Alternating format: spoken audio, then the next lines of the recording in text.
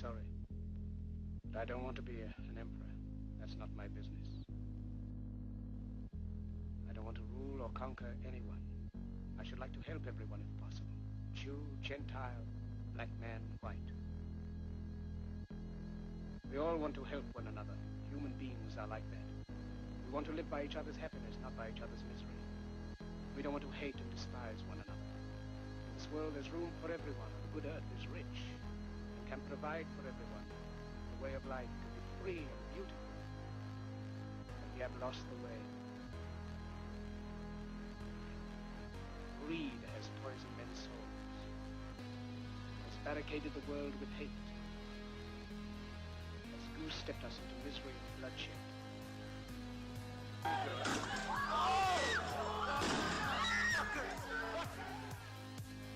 We have developed speed, but we have shut ourselves in. Machinery that gives abundance has left us in want. Our knowledge has made us cynical, our cleverness hard and unkind.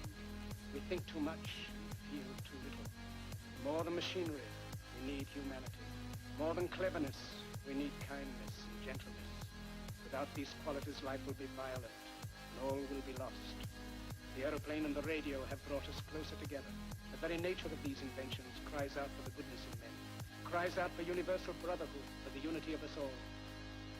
Even now, my voice is reaching millions throughout the world, millions of despairing men, women, and little children, victims of a system that makes men torture and imprison innocent people. To those who can hear me, I say, do not despair. The misery that is now upon us is but the passing of greed, the bitterness of men who fear the way of human progress. The hate of men will pass, and dictators die, and the power they took from the people will return to the people. And so long as men die, liberty will never perish. Soldiers, don't give yourselves to brutes, men who despise you, enslave you, who regiment your lives, tell you what to do, what to think, and what to feel, who drill you, diet you, treat you like cattle, use you as cannon fodder. Don't give yourselves to these unnatural men, machine men with machine minds and machine hearts. You are not machines, you are not cattle, you are men. You have the love of humanity in your hearts. You don't hate, only the unloved hate, the unloved and the unnatural. Soldiers, don't fight for slavery, fight for liberty. In the 17th chapter of St. Luke it is written, the kingdom of God is within man, not one man nor a group of men, but in all men, in you. You, the people, have the power to create machines, the power to create happiness. You, the people, have the power to make this life free and beautiful, to make this life a wonderful adventure. Then in the name of democracy, let us use that power. Let us all unite. Let us fight for a new world, a decent world, that will give men a chance to work, that will give youth a future and old age a security. By the promise of these things, brutes have risen to power. But they lie. They do not fulfill that promise. They never will. Dictators free themselves, but they enslave the people. Now let us fight to fulfill that promise. Let us fight to free the world, to do away with national barriers, to do away with greed, with hate and intolerance. Let us fight for a world of reason, a world where science and progress will lead to all men's happiness. Soldiers, in the name of democracy, let us all unite!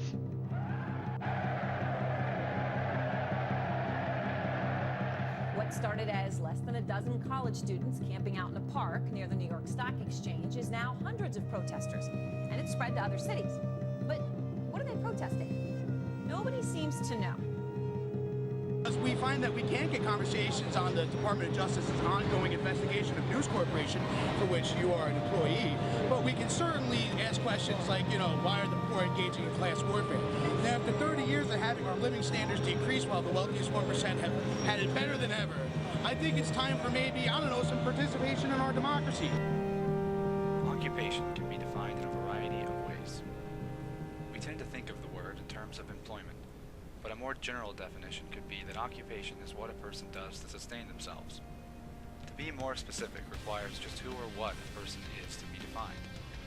I'm talking about the difference between natural persons like you and me and artificial persons, such as corporations or governments.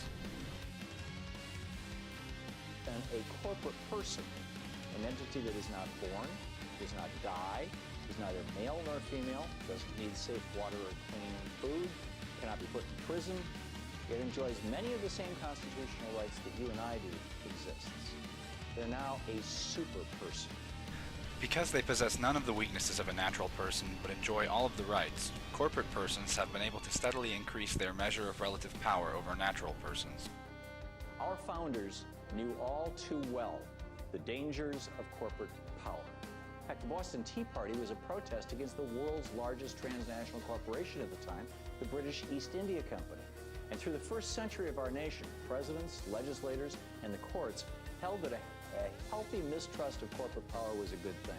But it wasn't until January of 2010, last year, that the Supreme Court really blew the doors up, granting far fuller freedom of speech rights to corporations in their Citizens United decision, and thus the final piece of the puzzle was fit in for the Chamber of Commerce and America's transnational corporations and billionaires. I will not stand by and just watch. I will not do it.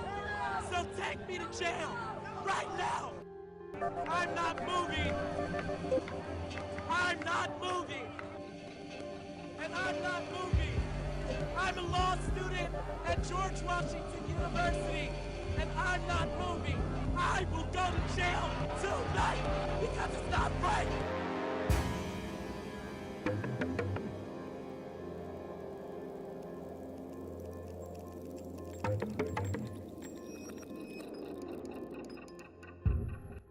When we address the issue of poverty, I think we really have to look at who benefits from poverty.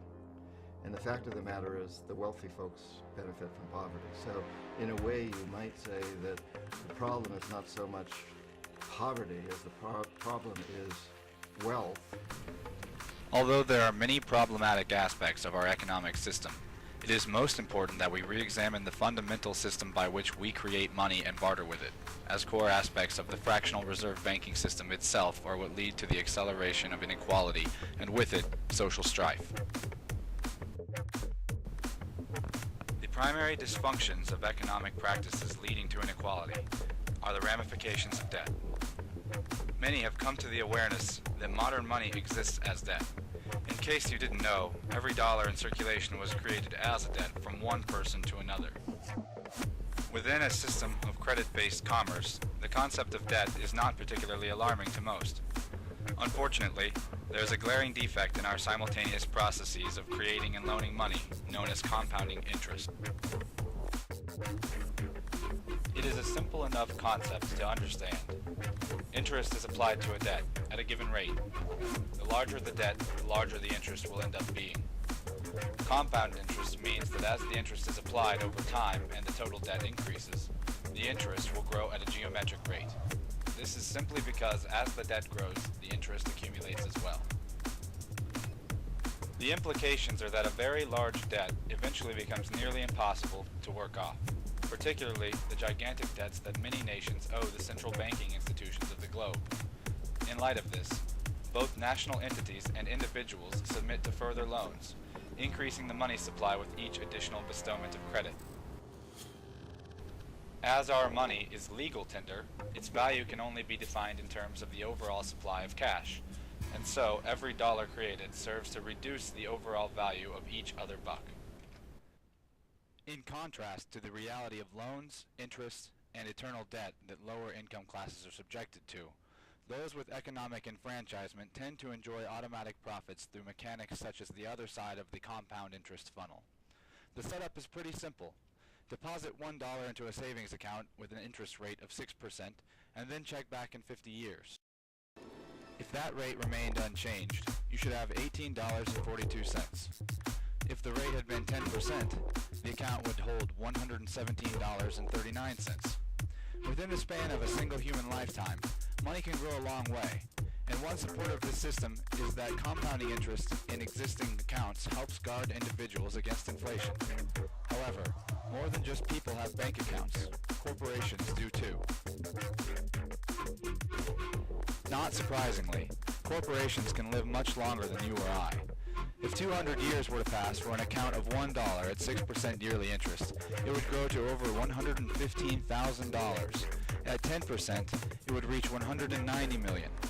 These are enormous figures, and this kind of free money is a primary way in which wealth is maintained within corporate power bases, and this process is one that inevitably siphons wealth from the poor to the rich. Ironically, the compound interest is supposedly intended to combat inflation. In reality, it is a major contributor. The cycle of debt and currency expansion creates a growth imperative, by which the economic system as a whole is threatened with collapse unless it continues to expand its rate of consumption. Because of the simultaneous status of money as debt and measure of value, and because of the application of interest, there will never be even one spare dollar in the system to put towards paying the exponentially increasing debts of the world. It is essentially a game of musical chairs where the only way to combat the scarcity of money is to create more money. The inevitable consolidation of wealth has been aided by the policies of world banking institutions, under the term globalization. This isn't a conspiracy theory type of thing. These people don't have to get together and plot to do things. They all basically work under one primary assumption, and that is that they must maximize profits regardless of the social and environmental costs. You get up on your little 21-inch screen and howl about America and democracy. There is no America. There is no democracy. There is only IBM and ITT and AT&T and DuPont, Dow, Union Carbide, and Exxon. Those are the nations of the world today.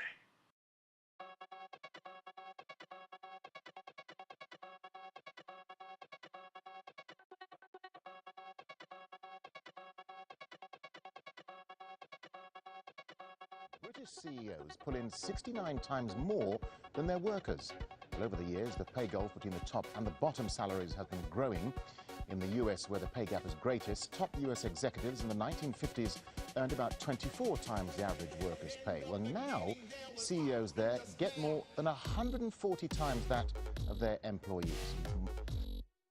In the current calculus, that will always be how it is. You know, in China, for instance, workers are in these dungeons where they're essentially paid slave wages and subject to the will of really, really horrible managers.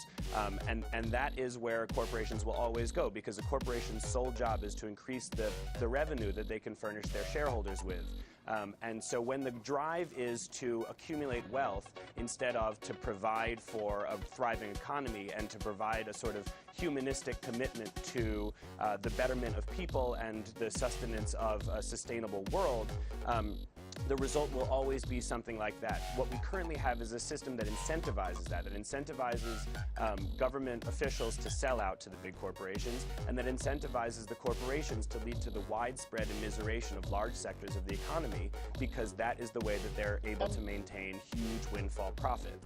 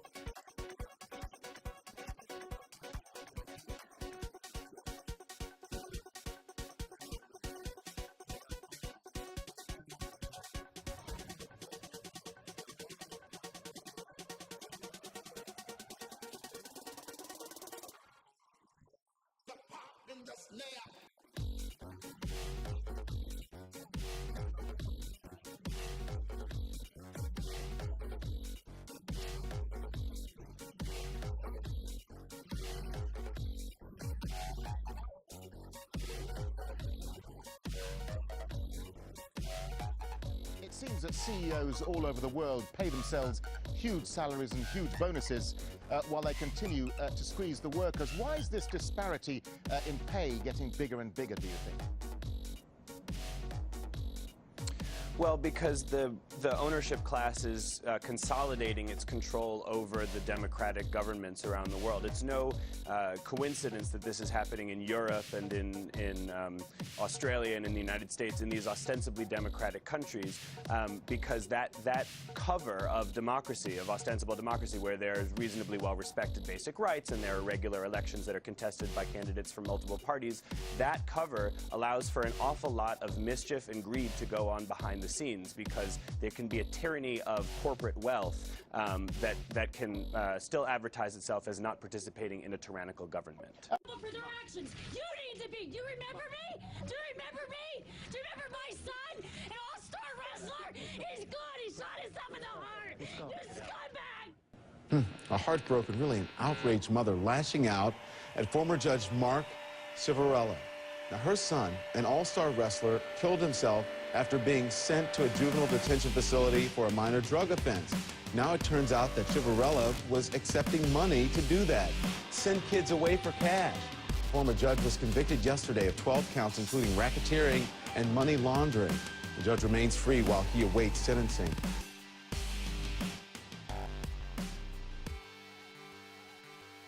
I want to start, though, with a paradox. This shows you life expectancy against gross national income, how rich countries are on average. And you see the countries on the right, like Norway and the USA, are twice as rich as Israel, Greece, Portugal on the left. And it makes no difference to their life expectancy at all. There's no suggestion of a relationship there. But if we look within our societies, there are extraordinary social gradients in health, running right across society. This again is life expectancy. These are small areas of England and Wales, the poorest on the right, the richest on the left. Not a difference between the poor and the rest of us. Even the people just below the top have less good health than the people at the top. So income means something very important within our societies and nothing between them. We collected data on problems with social gradients, the kind of problems that are more common at the bottom of the social ladder. Internationally comparable data on life expectancy, on kids' maths and literacy scores, on infant mortality rates, homicide rates, proportion of the population in prison, teenage birth rates, levels of trust, obesity, mental illness, which in standard diagnostic classification includes drug and alcohol addiction, and social mobility. We put them here all in one index. They're all weighted equally. Where a country is sort of average score on these things. And there you see it in relation to the measure of inequality I've just shown you. The more unequal countries doing worse on all these kinds of social problems. It's an extraordinarily close correlation. But if you look at that same index of health and social problems in relation to GNP per capita, gross national income, there's nothing there. No correlation anymore.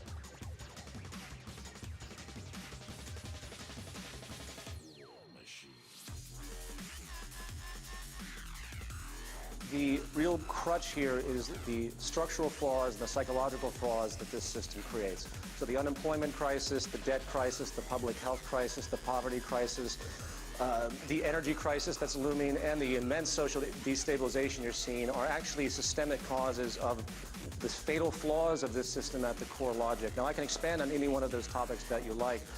If you take, for example, what you just covered in this broadcast, the unemployment crisis. Okay. The unemployment crisis is really driven by technology. That's very important for people to understand because, unfortunately, many aren't talking about this. We have an exponential increase in information technology coupled with invention, material invention in manufacturing and all the other sectors, the service sectors, design revolutions that are happening with artificial intelligence, eliminating the necessity for human occupations. And it's exponentially increasing. And increasing more rapidly as this decline occurs as well because it's more affordable for corporations to automate. They don't have to pay insurance and vacations. If you look closely, this is the systemic element. Does that mean technology is bad? No, it means that human evolution is moving in a certain path that is literally making obsolete the current social system in that attribute that I just mentioned.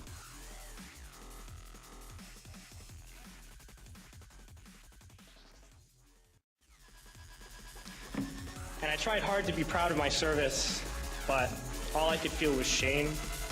And racism could no longer mask the reality of the occupation. These were people, these were human beings, We were told we were fighting terrorists. The real terrorist was me, and the real terrorism is this occupation. Those who send us to war do not have to pull a trigger or lob a mortar round.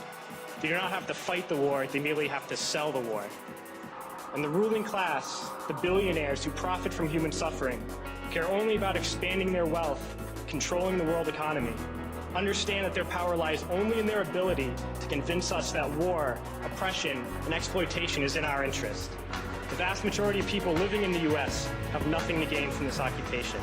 Millions in this country without health care, jobs, or access to education must watch this government squander over $450 million a day on this occupation. The enemy is a system that wages war when it's profitable. The enemy is the CEOs who lay us off from our jobs when it's profitable. It's the insurance companies who deny us health care when it's profitable. It's the banks who take away our homes when it's profitable. Our enemy is not 5,000 miles away. They are right here at home. If we organize and fight with our sisters and brothers, we can stop this war, we can stop this government, and we can create a better world. Let me tell you why you're here. You're here because you know something. What you know you can't explain, but you feel it. You felt it your entire life, that there's something wrong with the world. You don't know what it is, but it's there, like a splinter in your mind, driving you mad. You can see it when you look out your window or when you turn on your television. You can feel it when you go to work, when you go to church, when you pay your taxes. It is the world that has been pulled over your eyes to blind you from the truth. What truth? That you are a slave, Neo. Like everyone else, you were born into bondage, born into a prison that you cannot smell or taste or touch.